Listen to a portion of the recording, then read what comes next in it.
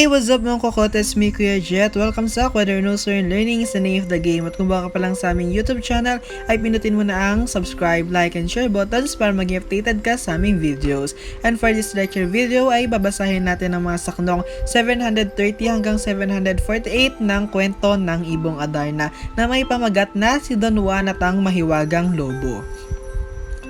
Siyam na araw na singkad buong reyno ay nagalak, maginuot mga hamak sa kasalay nagyayakap.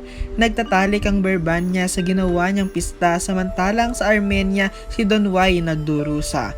Nang abutan yung lobo, katawan ay lunong-luno, nasag pati mga butot, dugoy nunukal sa ulo. Pinagyaman ng prinsipe, sa higa ay pinagbuti, kumuha ng 3 bote at lumipad na maliksi.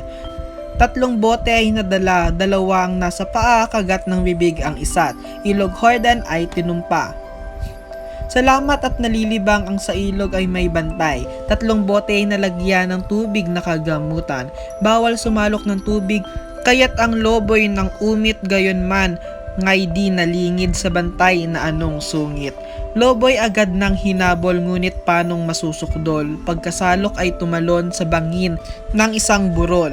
Mula rito ay palingid kay Don Juan ay bumalik at ang kanyang dalang tubig sa prinsipe ipinahid.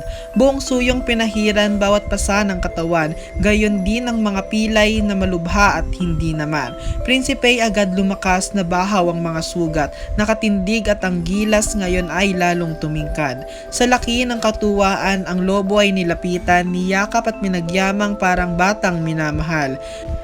Lobo'y para namang batang kumandong ng buong tuwa, humilig pa ng bahagya sa bisig ng may kalinga. Pinagmalas na mainam yaong mukha ni Don Juan, sa gayoy pinaalam ang malaking pagmamahal.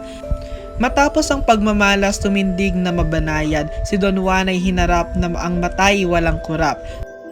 Nagunita ni Don Juan ang singsing ng kanyang hirang, abat ako ay nalibang sa pagkuha sa naiwan, kaya't sa palasyo'y nakiyat at nanaog naman agad, lobo'y naroon at panatag sa paghihintay sa labas. Sa tulong din itong lobo na may mabisang engkanto, walang hirap na gaanong sa balon ay nakayao.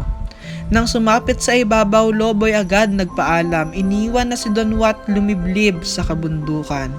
Kung may mga katanungan kayo para sa ating mga saknong 730 hanggang 748 ay comment lang ito sa ating comment section at ito ay isa ating sasagutin sa susunod na lecture video.